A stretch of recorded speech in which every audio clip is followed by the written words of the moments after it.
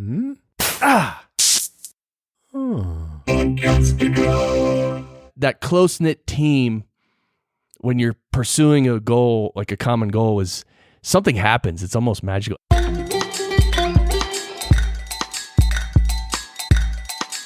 Podcast Junkies, episode 122. Sorry for the delay, guys. Fans of Podcast Junkies have seen the updates, so you know what's going on in my life. If you would like a peek behind the PJ curtain, then look it up on Facebook, Podcast Junkies.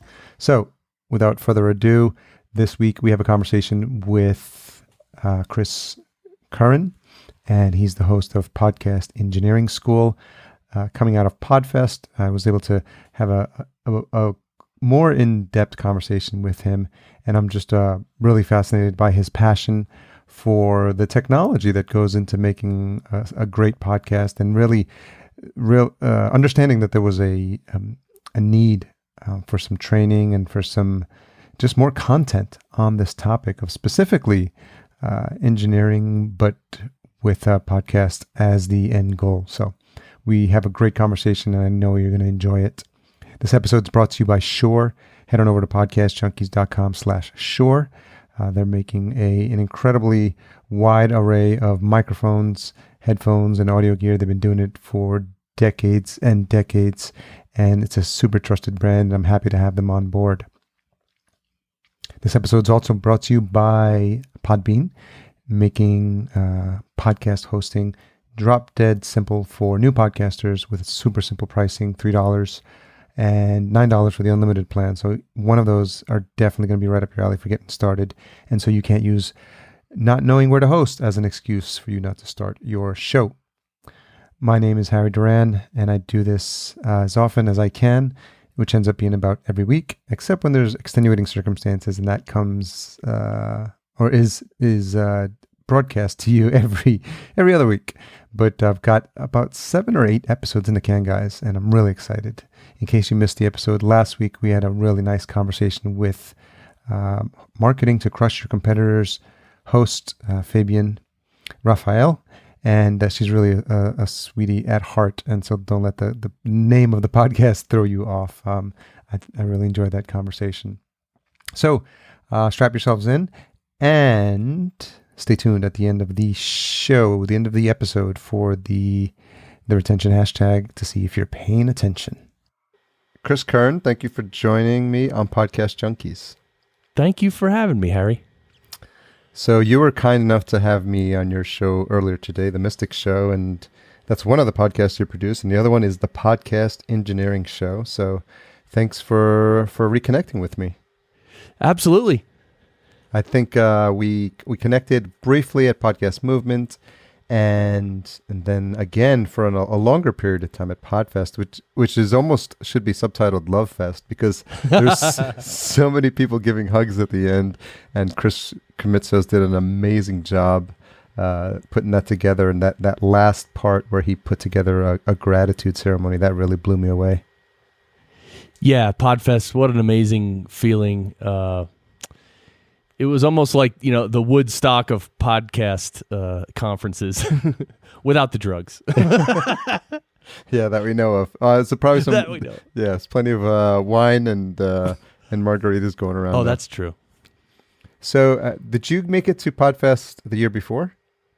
Yeah, I went the year before, which was 2016 in February, and that was my first time. And that was also very good, much smaller. It was all in one room. They had all the exhibitors in one room, and there was only one stage with one presentation going on at a time. But it was really nice. The same good vibe, and that's, I think, what brought everybody back. I mean, I think that's key. If you can get 75 or 80% of the people who go to come back the next year, think about how important that is to growing it. So I think that's what Chris is doing. Yeah, I alluded to that gratitude ceremony. It's nothing I've ever seen before, but essentially everyone had about a minute to come up and explain why they're grateful, or someone they met who they're grateful for, which it was so powerful. I went up there, I was grateful for Chris because he actually ran into me in the lobby at Podcast Movement, and he said, "Hey, I'd really like you to to moderate a panel, and that's how it started. And then once I knew that I was coming, then I saw that a lot of my friends were going to be there, and as is the case with podcasting conferences nowadays, I now have another 15 or 20 deeper relationships built and new guests lined up for the show as well. Awesome. So how long have you been podcasting, Chris? I basically started in 2012. I had the idea at that point. Well, I knew that at that point that I wanted to get back into audio in some way because I had been in the music business many years earlier, making records. And then, so in 2012, or maybe even late 2011, I found out about podcasts and what they were. And then I listened to a few, and then I was like, and then I wanted to start my own show. And, I started as most people do. Although very quickly, I ended up thinking that I wanted to open a local podcast studio. And so I did that in 2012, probably within 6 months after finding out and getting into podcasting, or maybe even less. I rented this little space and I got a bunch of equipment, and I used to bring in local business people and record shows, and it was awesome. Where's home for you now? Colorado Springs for the last year and a half. Before that, I was always in Jersey, North Jersey. So Colorado Springs is wonderful with the nature. And although it's a little windy at times, geez. What's your, how long did you grow up in Jersey? Yeah, I was there my whole life. Except for I spent 4 years in Manhattan in the early mid 90s. That's when I was working in the studios. But besides that, I've been in Jersey, and my wife and I meditate, and we also love nature, and we visited Colorado, we visited Alaska, and then we came back from Alaska and really just looked at each other and said, why do we live in New Jersey again? Let's revisit this. And then, anyway, that started the ball rolling, and now we're in Colorado Springs. Well, I can definitely relate because we moved out to Los Angeles almost 3 years ago in April. It's funny, we landed in Los Angeles on tax day. It was April 15th. So that's why I'll always remember the date. So in April 15th, it'll be 3 years. And it was strictly because of the weather. I think we had just been through Hurricane Sandy and a couple of polar vortexes. And I think at a certain age, East Coasters have this feeling like maybe enough is enough. And they start looking for sunnier places. Definitely. And it's interesting because my parents are still out there, and they actually enjoy the seasons. And there's some people that I think will be happy seeing the leaves change and winter and the snow. And I guess it's just not for everyone, but I think some people just end up living their whole life there because obviously everyone can't move from the East Coast to the West Coast when it gets too cold. Right. Yeah, the whole country would be lopsided. So how was Alaska? Alaska was breathtaking. Everyone asks, oh, did you take the cruise? Well, no, we actually just flew into Anchorage and then rented a car for 10 days and drove around. And we were able to see a lot more. I'm sure the cruise is awesome too, but Alaska feels a lot like unspoiled nature. I mean, there's not many people, and it's just so big. And big meaning the mountains are big, the space between the mountains are big, like everything is just big. And we did a lot of different things. We saw a lot of different things. We walked on a glacier. We went to Denali National Park, got a glimpse of Denali, the mountain, which was, I mean, every little thing was like amazing. And it was, I mean, I think we took 2,000 pictures or 2,200 pictures. It was awesome. How do you manage a catalog of over 2,000 pictures? Well, I started to go through it, and I just couldn't. And then I realized that was the trip when I realized that when I see a good shot and I want to take a picture, take one good picture. Because I used to take 2 or 3. Oh, maybe this angle's a little better this way, that way. And, I can look at the 3 pictures later, and I'll pick which one's better, and I'll delete the other 2. Yeah, no, you won't with 2,000 pictures. It never happens, and it never fails. Even now, with the phones getting more and more memory, I find myself scrolling back, and I think maybe on this phone I can go back a couple of years. But the fact that they're all sitting there is a bit disturbing for me because I want them like sitting on some sort of drive or server and Dropbox folder somewhere, and the fact that they're in my phone, even though they are synced up, which I guess helps. But I think that's the world we live in now, where it's all going to be in the cloud somewhere, and it's just lends itself to just storing more and more. It's almost like digital hoarding. Yeah, totally. And so it's funny how that changed your habit of how you're more efficient with your pictures now with future trips. Do you find that that's something that's in you, like your personality, where you're like, hey, this doesn't work anymore, and I'd be a fool to keep doing the things the same way, so now I'm going to do something different? Yeah, that is part of my personality, and I think especially when it comes to technical things, because I am, a technical guy when it comes to gadgets and audio and that kind of thing. Definitely, I always it's actually difficult these days to stay up with the technology. I always want to keep up, and I try my best in little ways like this with the pictures and all this. But it seems to be a struggle, and I think one of the big things I'm struggling with now is I have a main production computer for, I produce podcasts for companies and myself and other authors and stuff. And I have one laptop, which I bought probably almost 4 years ago. It's actually called a desktop replacement because it is so powerful. It's like ridiculously strong.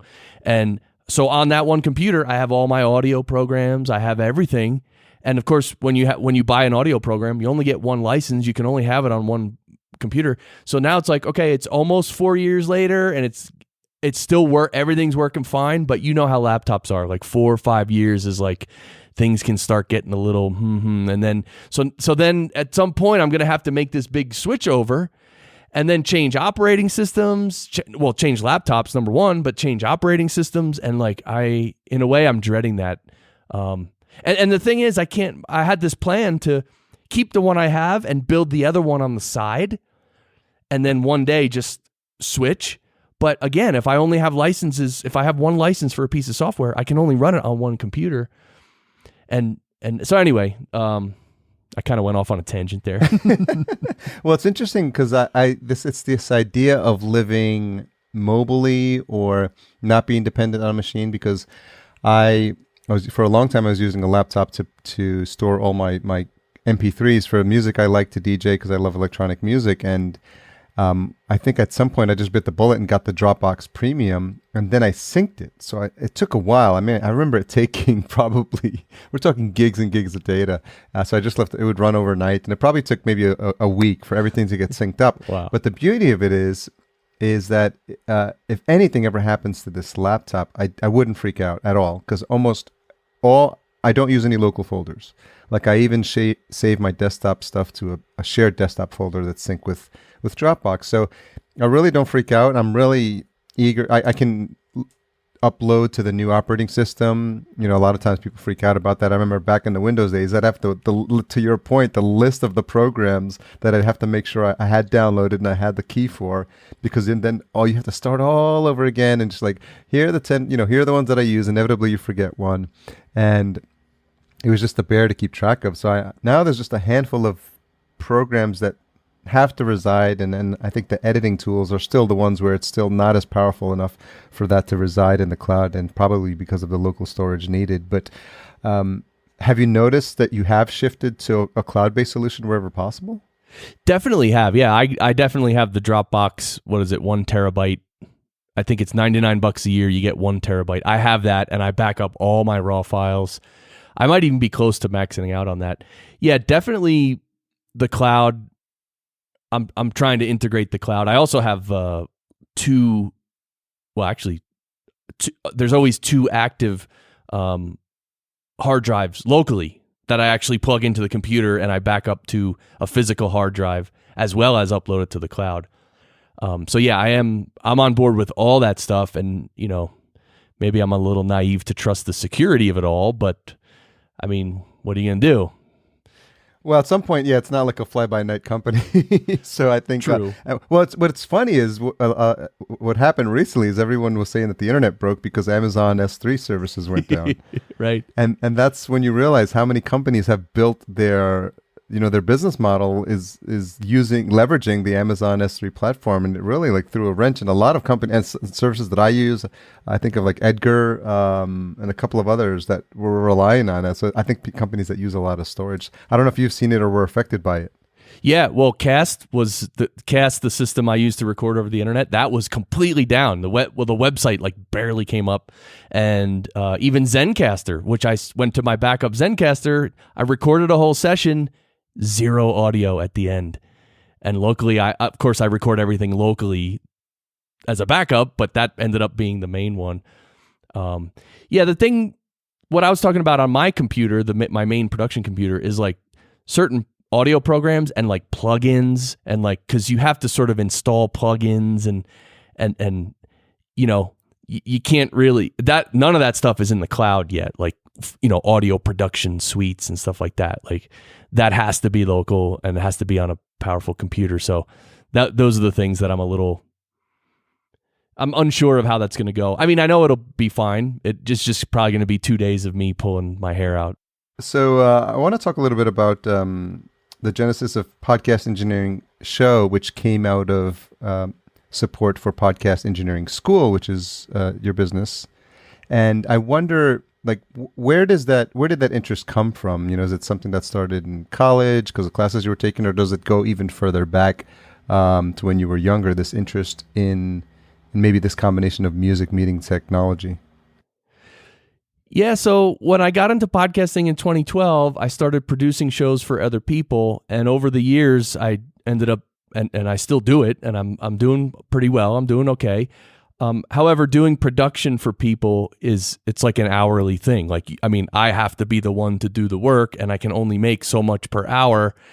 And that's, everyone kept telling me, "Ooh, you're just creating a job for yourself. That's not a business. You're creating a job for yourself."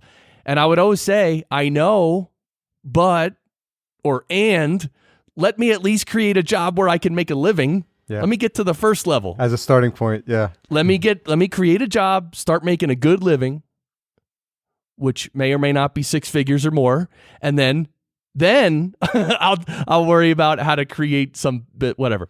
Yeah. So in the process of all that, I had this idea that, see, my level of audio engineering in podcasting is so much overkill. It's crazy. Like, when you're a music engineer, there's so much to it. So much, so many little fine details and everything. Yeah. Podcasting, there's a lot too, but not as much. And so what I realized is, and I say this every time on the Podcast Engineering Show, when I entered podcasting, I realized that most podcasters don't have hardly any real audio skills. And I was like, this is an opportunity for me, a guy to come in and kind of meld the two worlds of music engineering and podcast engineering.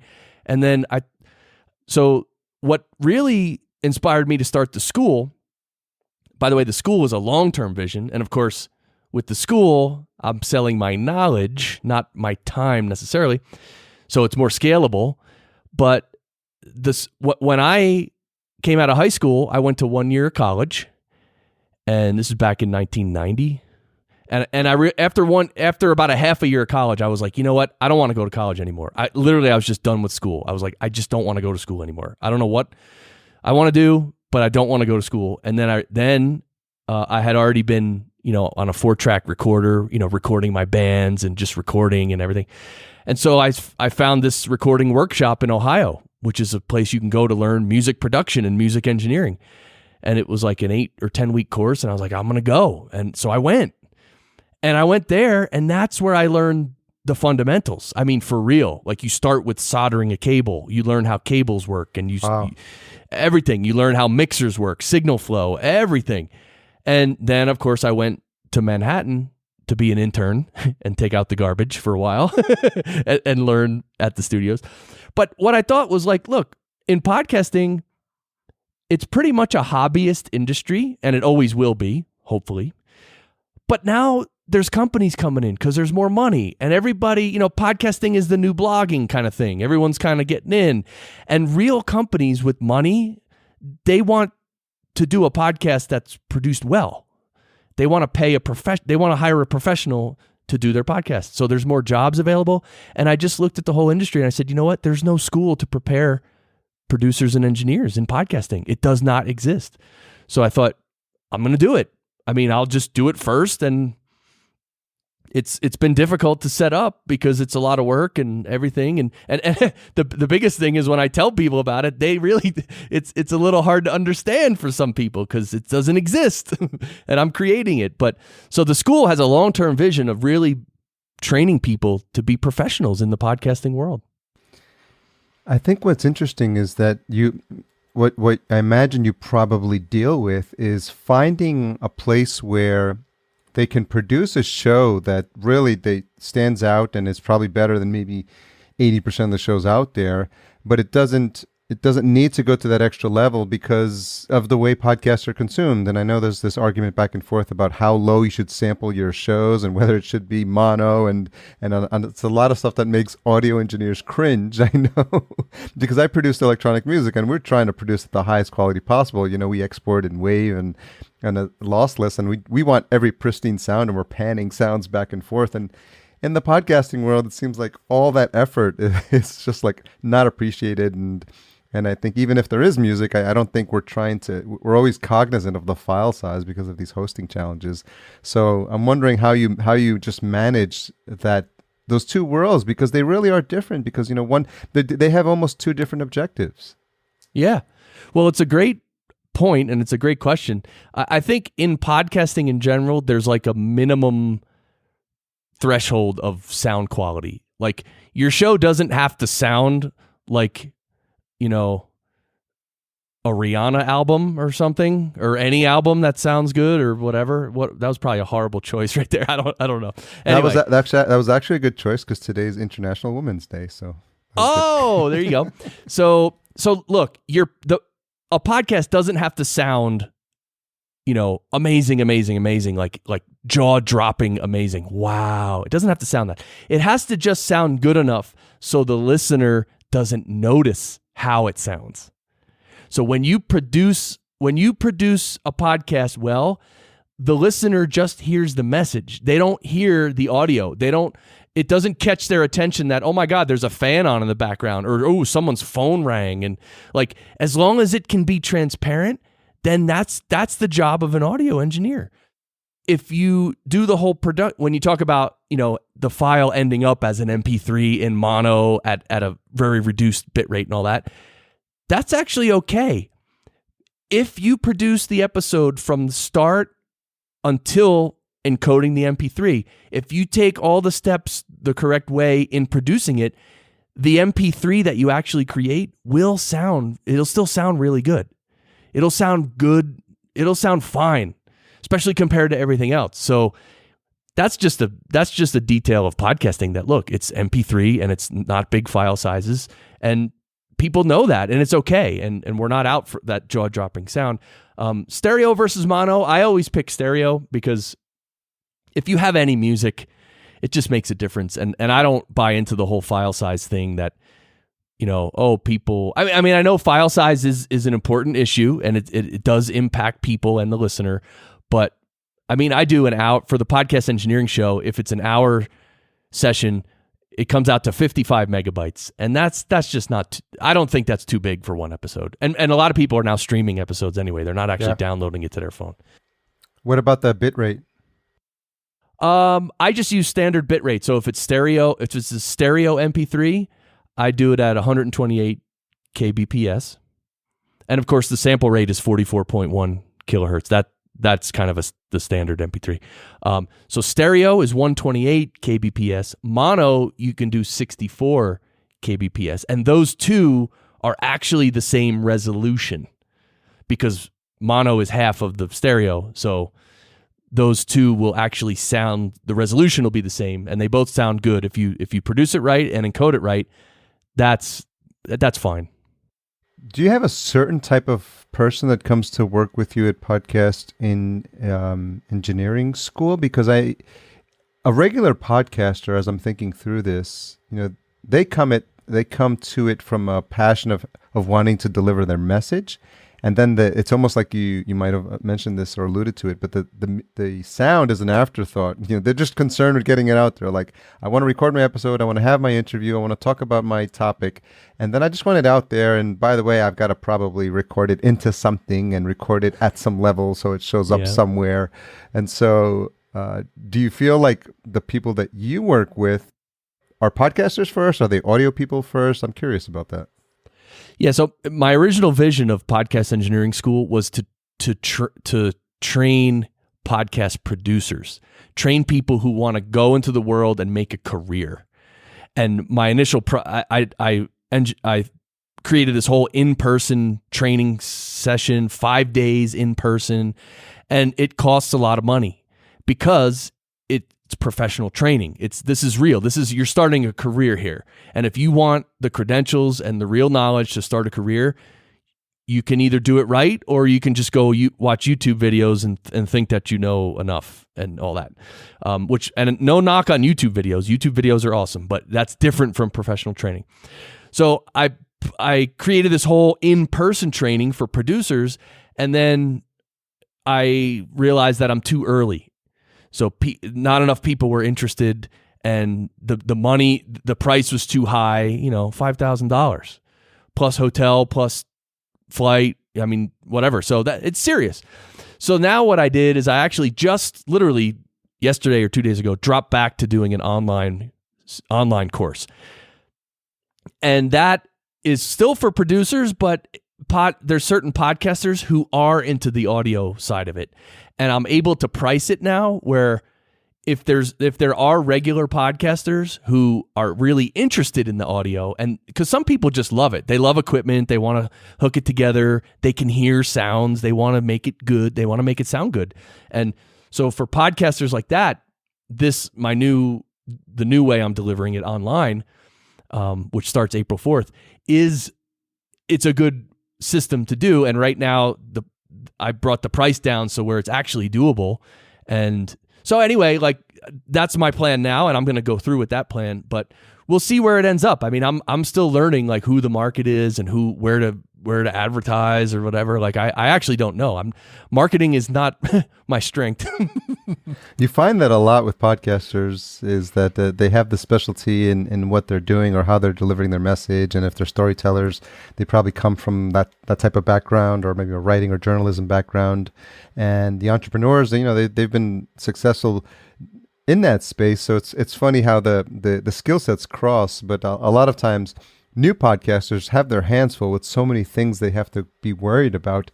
I'm finishing up my course as well for overall for entrepreneurs who are looking to start a podcast as an extension of their marketing.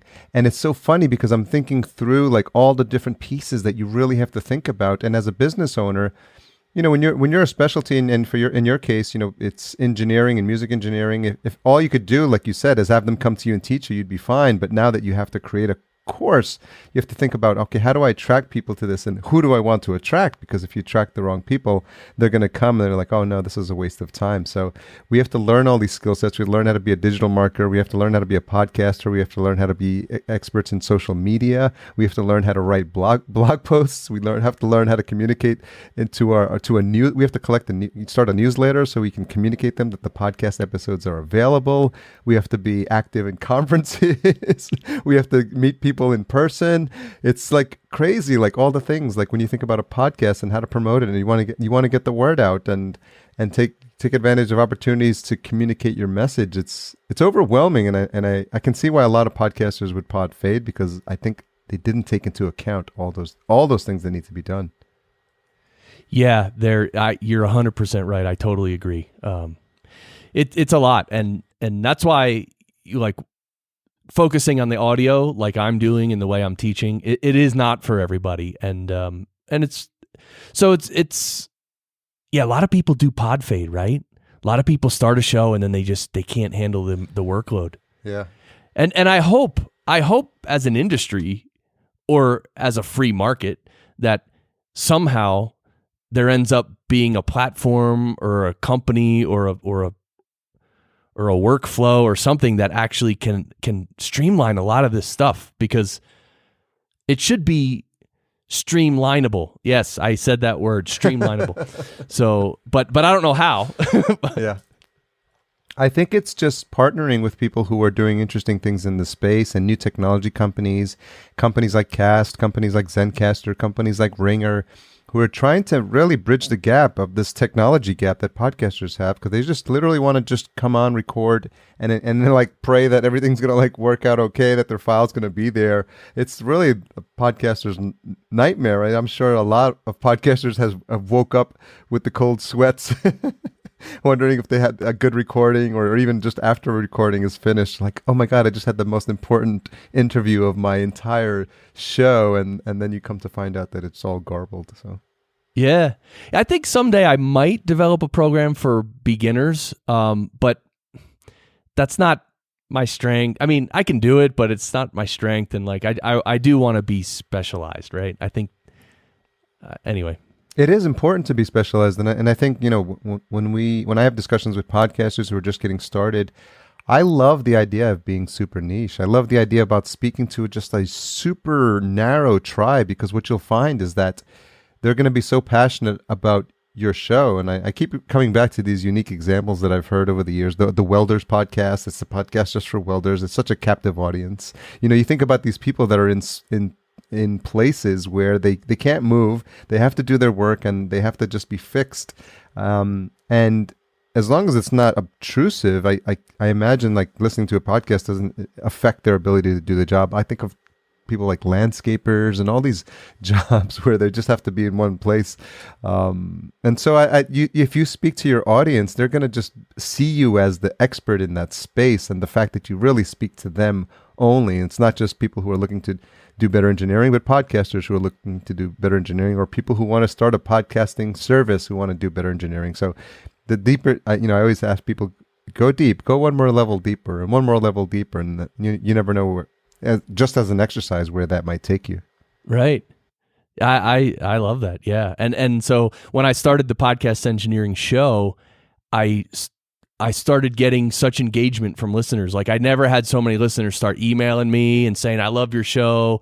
I love Barry's voice, because I play these sound clips from the maintenance guy in my old building. Awesome. Just the deepest, awesome, most awesome voice. Anyway, so the engagement was there because it was very like geeky and nichey and deep into audio engineering. And the other thing, I just thought of this. I just joined, Daniel J. Lewis has this Podcasters Society. It's like a community that he offers to help podcasters who have already launched their show. So they've already launched it, and they want to improve their show. It's a whole community, and it's awesome. And he's actually taking on experts to come experts in different areas to come into his community and just be there to help answer questions.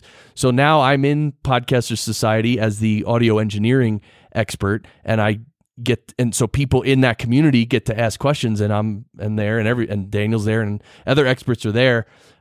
That's really helpful, actually, because it's so much better than a Facebook group. You know, a lot of good stuff happens on Facebook groups, but of course, every day you get the question. There was one yesterday. I'm brand new to podcasting and I don't know anything. So can you guys give me some tips on, equipment, services, microphones, whatever? I mean, just the most bland, open-ended question. And, look, the guy, I saw that there was already 20 replies or 20 comments.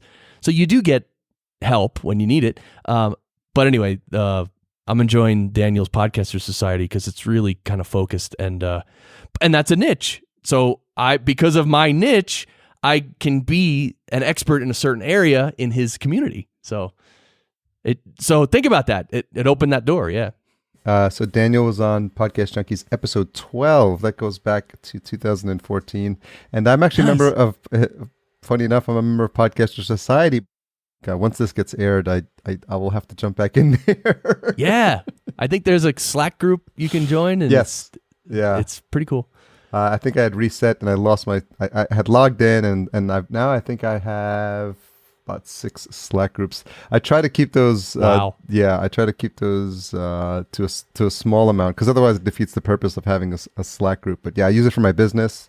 I've got my team there. I got 2 virtual assistants in the Philippines and a project manager in California, and it's just amazing how you can have instantaneous conversations, and it's really for one-off. It keeps email down to a minimum, so huge proponent of Slack, and I love the fact that groups are using it now to sort of get us out of that Facebook noise, because it's great to have a Facebook group, but unfortunately, unless you've got the self-control of like Gandhi, like you're not gonna how you're not gonna get sucked into some stupid like thread or meme. And I mean, I try to unfollow as many people who post stuff that is annoying or repetitive. I feel like you should really be pruning your feed on a regular basis, but it's just inevitable. And I've lost like just this pockets of half hours of 30 minutes of time, and I'm like, how did that happen? Right. I literally just wanted to respond to this one Facebook message or just jump in this group and ask a question. Yeah. I think there's tools for that. There's one called Facebook Nanny, I think, that just shuts off the feed. So you'll have to go specifically into like the page and you don't see any other activity. Interesting. Yeah.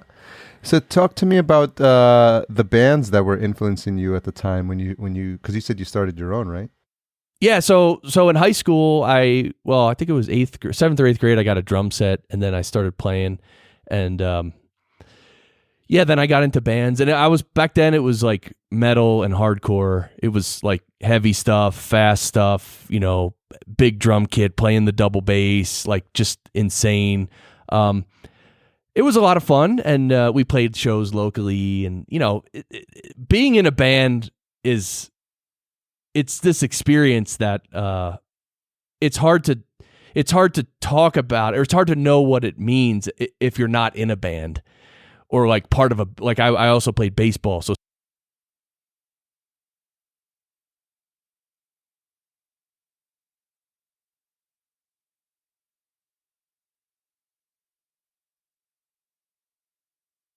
everybody's in their groove. Everyone's just nailing it. Like literally something happens. Like it's like a dream world. It's something happens to your consciousness, and you can't describe it, but it's like, it's perfect. And it's so wonderful.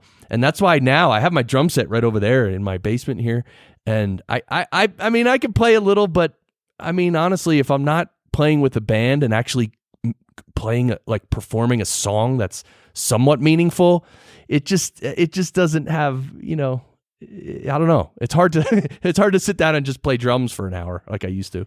Oh, I wish we could have planned it a little bit better. I would have had you start the episode with like a drum solo or something like that. I did that on when Ray Ortega had me on the Podcasters Roundtable. Oh, really?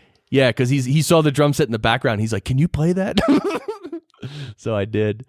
But yeah, so then I was in bands, and then a little later, after I came back from the city, from working in the studios, I got into a few other bands, but that was more like blues rock and more tame, like better musicians. Like the guitar player was insane and the bass player was insane, and it was real songs. Hardcore songs are good, but like after a while, it's like okay. So anyway, I played in a couple blues rock bands, which was fun, and then that was really it. So Ray Ortega was episode 26. I'm trying to do a better job of like when past guests are referenced, kind of do a quick lookup. I want to give people that point so they can go back, because otherwise, then they're not incented to. So I think since all my URLs are pretty straightforward, people can go find it in case they want to hear that discussion. As far as the bands do you have a recollection of a show that just kind of stood out for you? Or, I think maybe we all have this moment in time. I'm thinking about Dave Jackson's keynote at Podfest, where he brought out the guitar and he was showing pictures of himself in spandex pants. So I don't know if you've ever got to the spandex pants moment, but do you have one of those like just memorable moments? Like you said, that feeling that you have when it feels like all the stars are aligned and you're sort of in that having a moment on stage? Yeah, I can actually remember 2 of them, and they're very different. So the first one was back in my one hardcore band when we all lived in northern New Jersey, and we had another band locally, and we'd always play together. We'd always play shows together.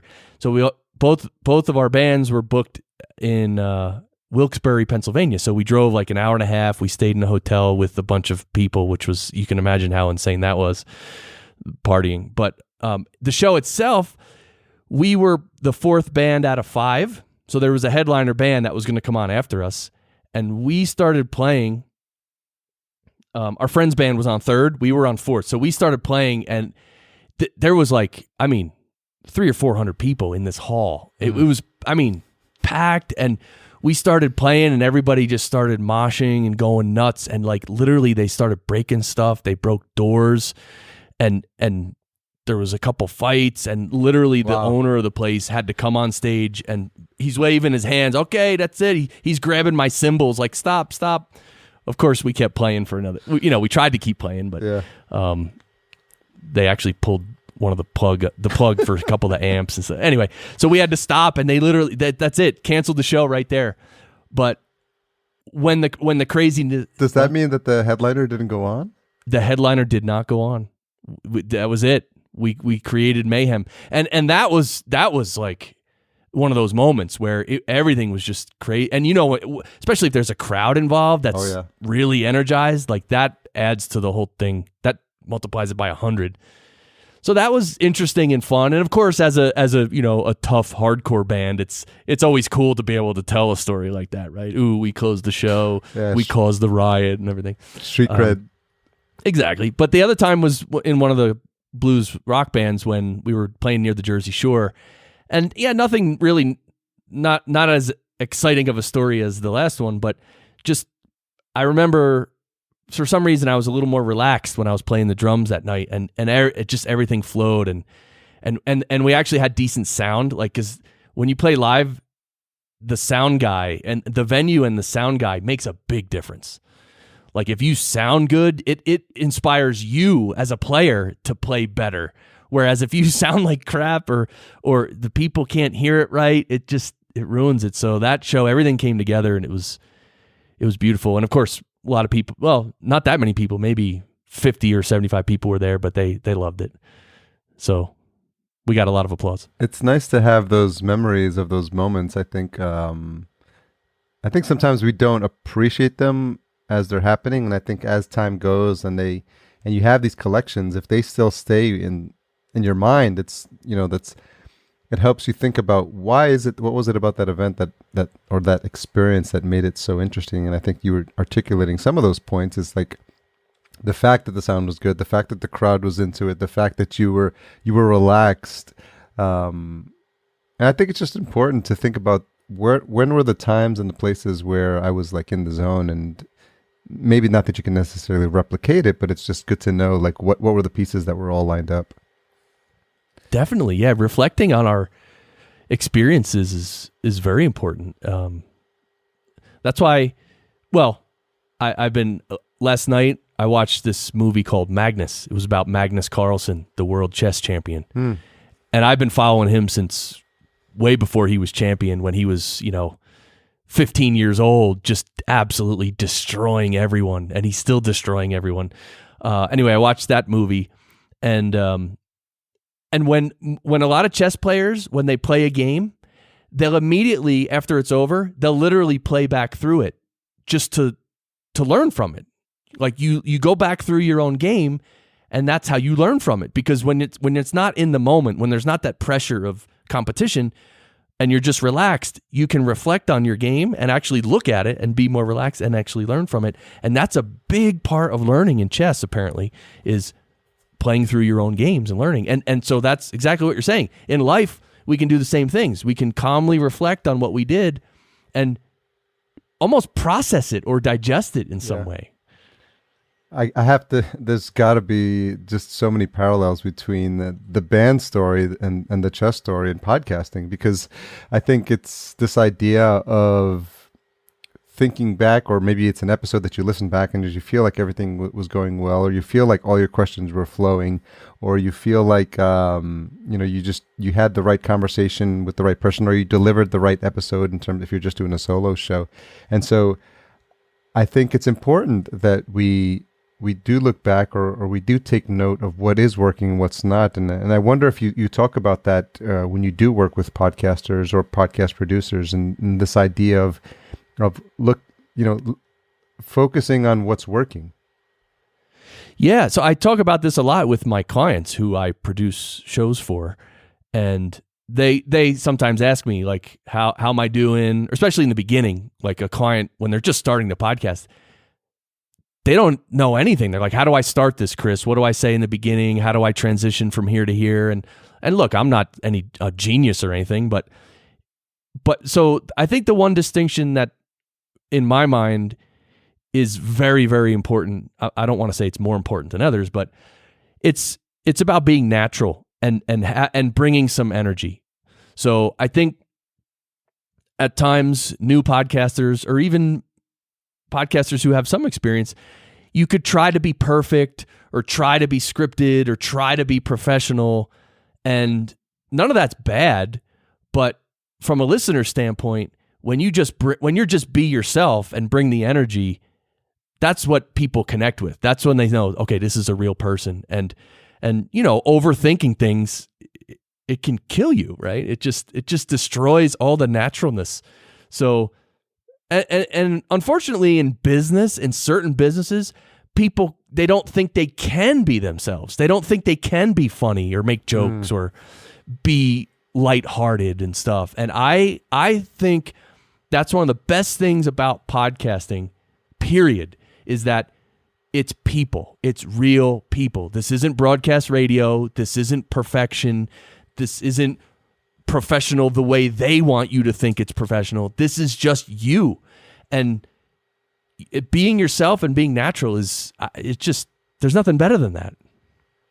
Yeah, and the listener can hear it. I really think that they pick up on that, and maybe some of those things are intangible. But I think really, I know when I listen to podcasts, I can tell when the hosts are in their element, or they're speaking to a friend, and just the nature of the conversation and how you feel like you're just a fly on the wall.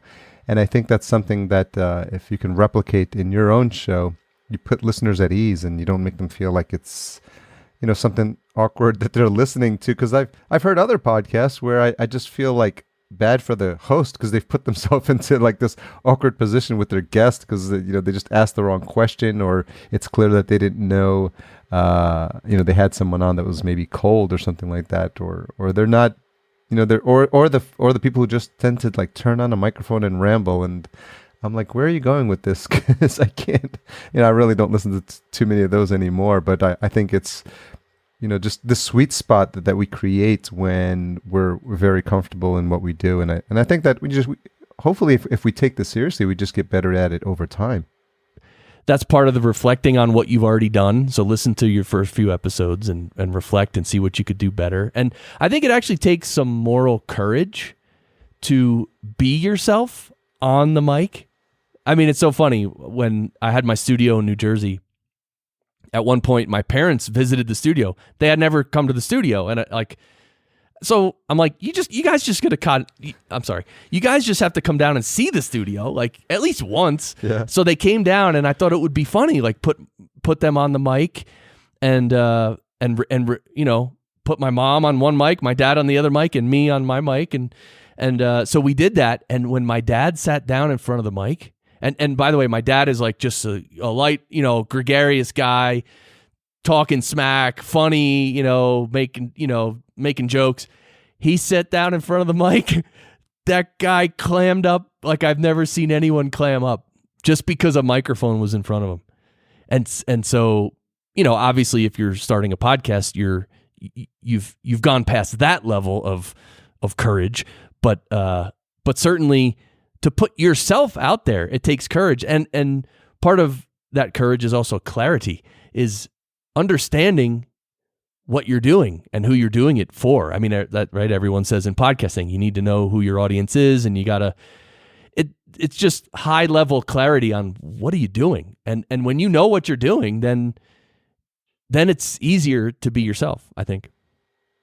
Yeah, you're more comfortable in your own skin, and that thing with people freezing up in front of a mic, it's so interesting because I think a lot of podcasters get nervous as well when they record their first episode. they almost forget that it's not live. They're not at a radio station. It's not being broadcast. It's not a YouTube. I mean, even it's not. You're not doing a Facebook Live. You can literally record it and then just delete it. And I think maybe when you said that example, I always show my age, and I think back of that Brady Bunch episode with Cindy Brady, and she's singing like crazy, I think, all over the house, and then they take her into the studio, and the TV lights go on, and she just totally freezes. Yeah, I think the thing that helped me the most with hosting shows was actually doing a live show. So we did this show called Social Media Unscrambled, me and my friend David Deutsch, which we haven't done it for more than a year, and we kind of want to rekindle it, but podcasting, it's a lot of work, and if it doesn't fit into what your business or what you're doing, it's sometimes hard to just do a whole show just as a hobby. But it was a great show. We had great chemistry, but we started out doing it live, streaming it over the internet live, and of course I would record it, and we could, after we recorded it, we can edit it slightly if we needed to, which we didn't really do, and then put it out as a podcast. But that pressure of doing it live was actually really good for me in terms of you got to keep the show going. Yeah. If something weird happens, you have to, if some technical glitch happens, you got to find a way to make light of it or make a joke or just move on or switch gears quick or anything. We did it mostly by self-deprecating humor or just making fun of each other because that's part of the chemistry too. But it was good practice. And after a while, we didn't do it live anymore because the truth is getting people to listen live is very, very difficult. You think it's hard to get podcast listeners. Try to do something live and get people on there. Oh, my God. I think if it wasn't for the already established platform of Facebook, the Facebook Lives wouldn't get as much of an audience. But because our people are already on there and they see an alert that's popping up, they're really leveraging it well. And I think I like the medium. I like being live. I do it in the podcast Junkies Facebook group, which I created.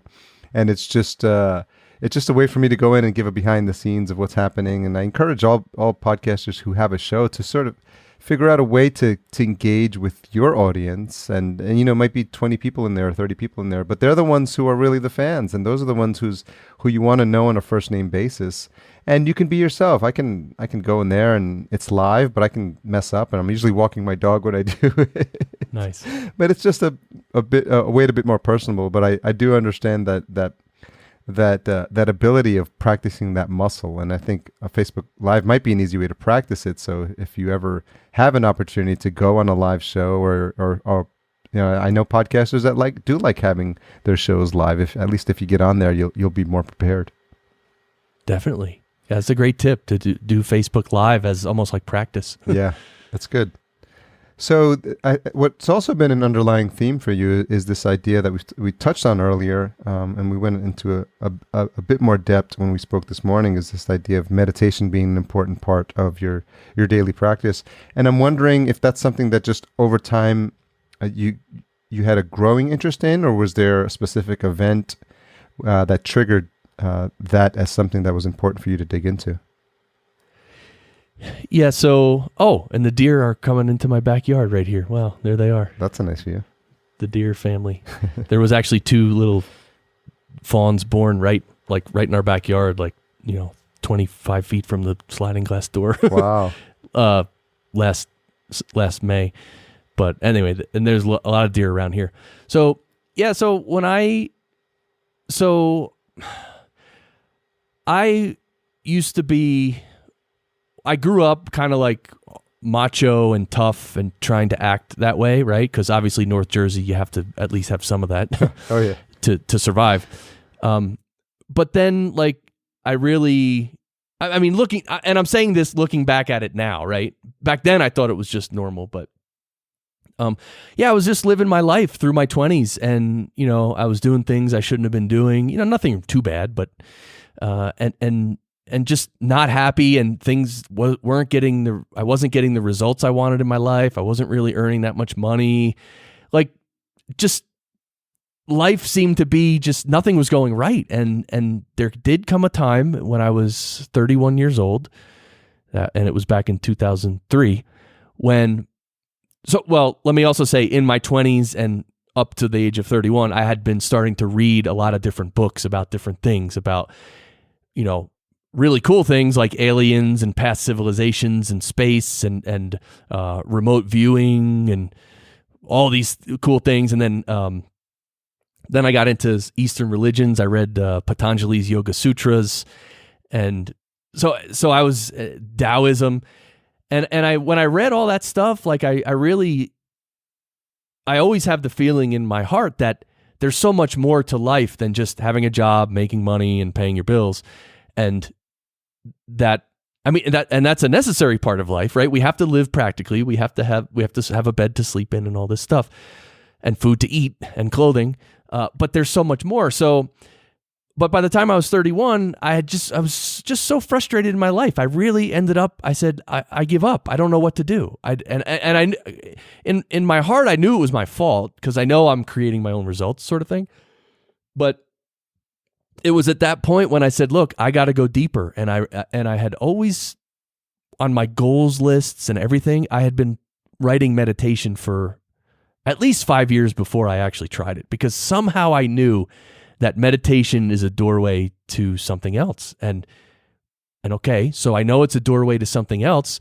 So am I really going to live my whole life and never step through that doorway? That doesn't seem right. So then I searched on Google literally, and I found a guy near me who teaches a certain type of meditation practice. And that's it. I started that when I was 31, and that ended up being exactly what I needed. And over the first few years of practice, my life changed drastically. Stopped drinking, stopped smoking. I ended up, I stopped eating meat, but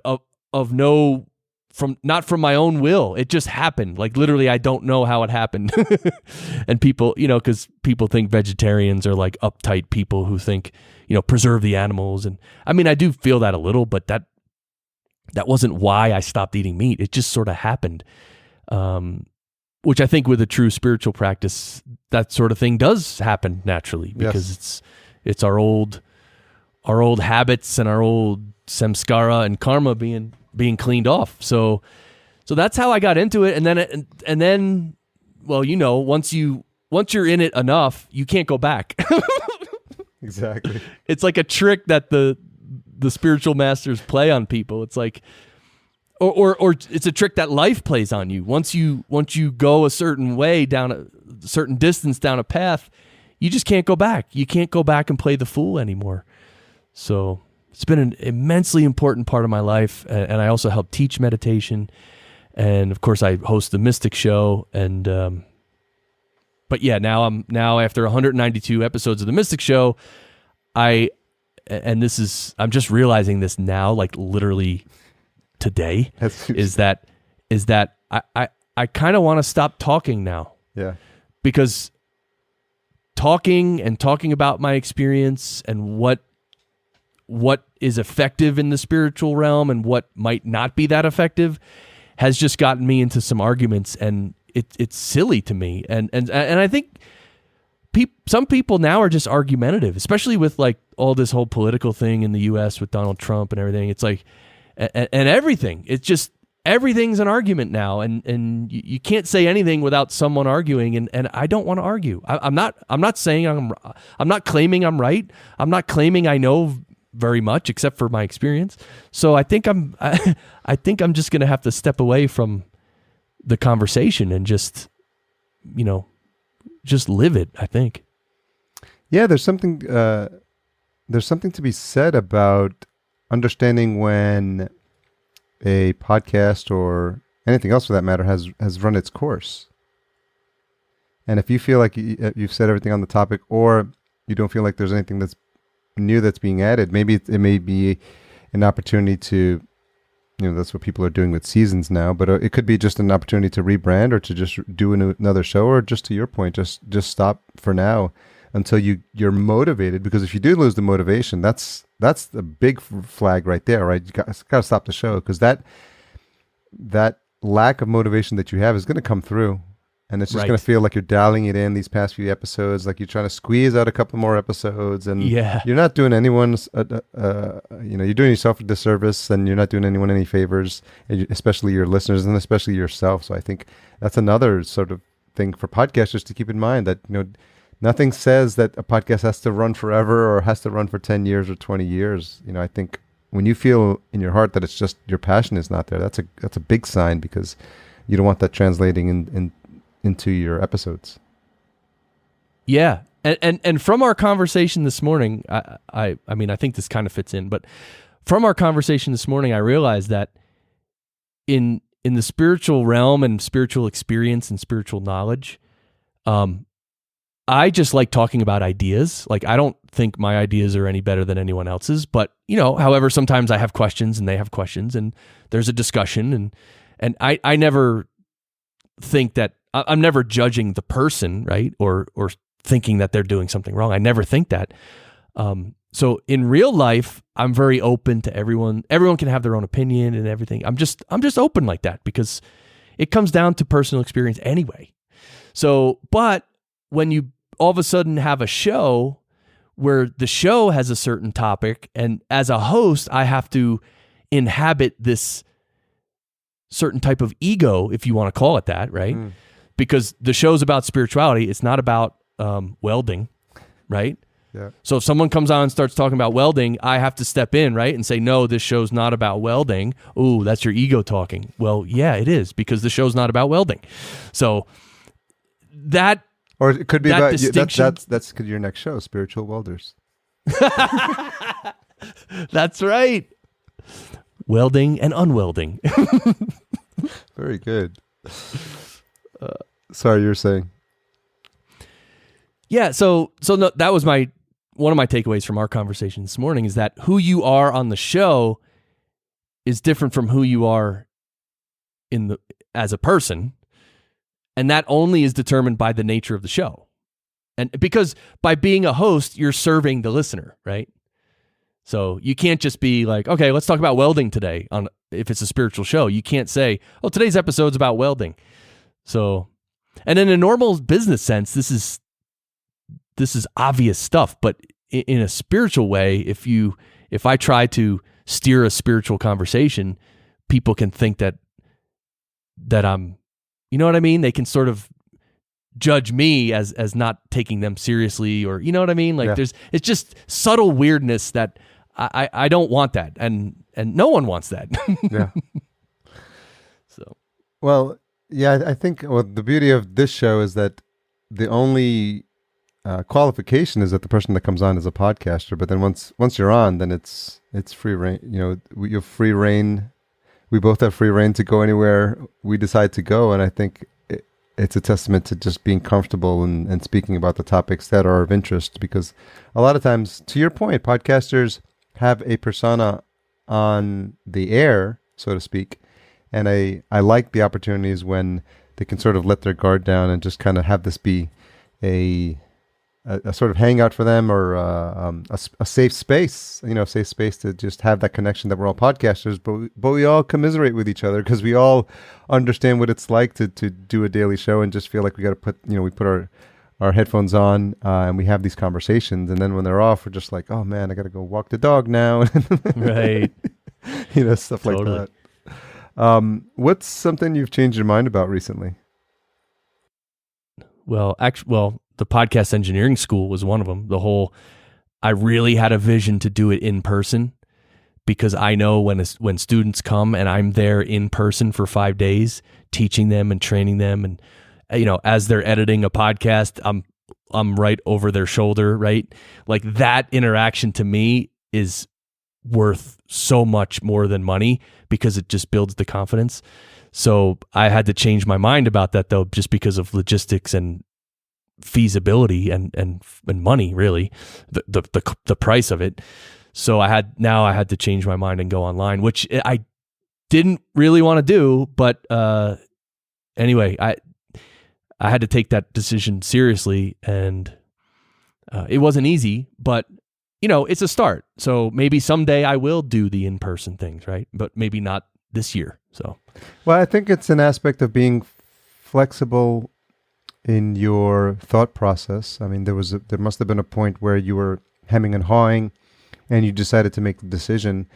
There's people that are just so stubborn that they may prolong the decision by another 5 years or something like that, and decide, no, this is what I'm doing. I'm doubling down on this. And I think with anything that we do, especially with the way things are changing and new tools are coming out and new methods of delivery and new ways of people consuming data and just people being interested in augmented reality, like we have to keep an open mind, and maybe the meditation has helped you with this, and I know for me it has.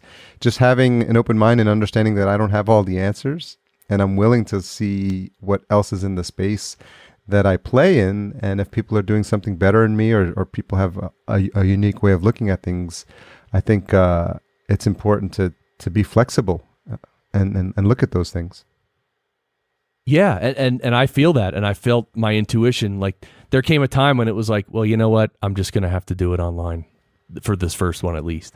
So just being a little detached and just kind of feeling the flow, I kind of felt at a certain point, and I think we all do in our lives, where it's just like there comes a time when you just got to make the decision and go. Yeah. Because sticking to your guns and trying to do that is way more painful. In the end, you'll eventually end up at the same place, and in one scenario, you just have more scars. Right. What is the one most misunderstood thing about you? I think it's sometimes when I'm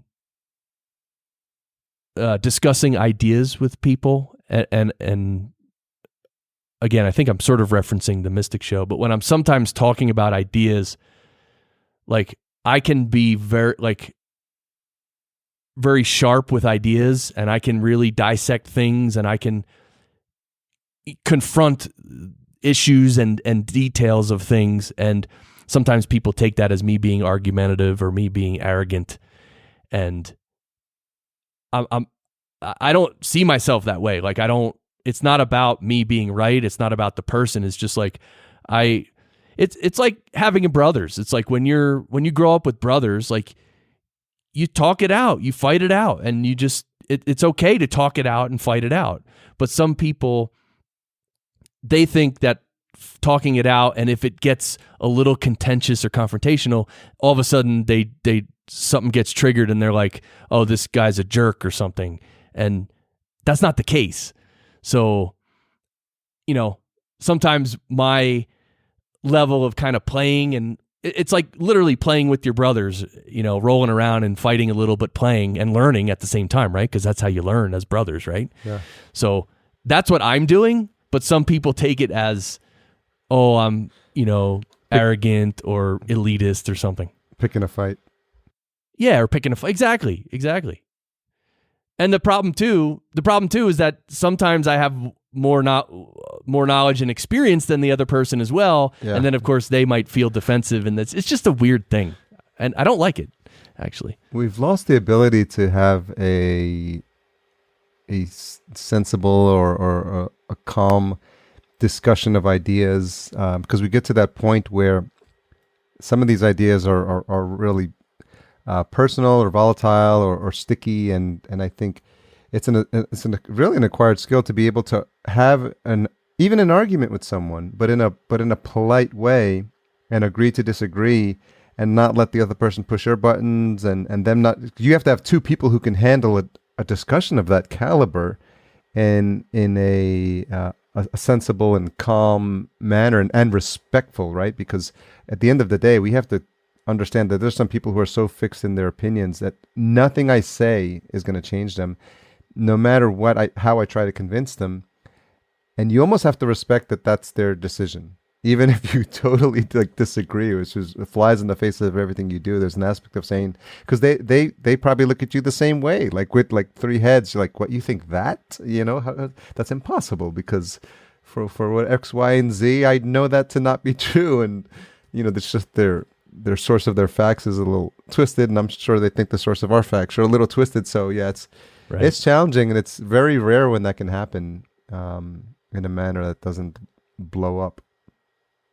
Yeah, and that's one reason. Actually, my wife and I started a nonprofit about 4 years ago, It just turned 4 years old, actually. It's called Pause Your Life, as in press the pause button on your life. And we have meetups in different cities. We even have one in Canada, and we facilitate retreats. And there's some meditation involved, but mainly what it is dropping your baggage, like dropping your roles and your titles in life, and just being a human being, and stepping away from the rat race, getting off your hamster wheel and just stopping.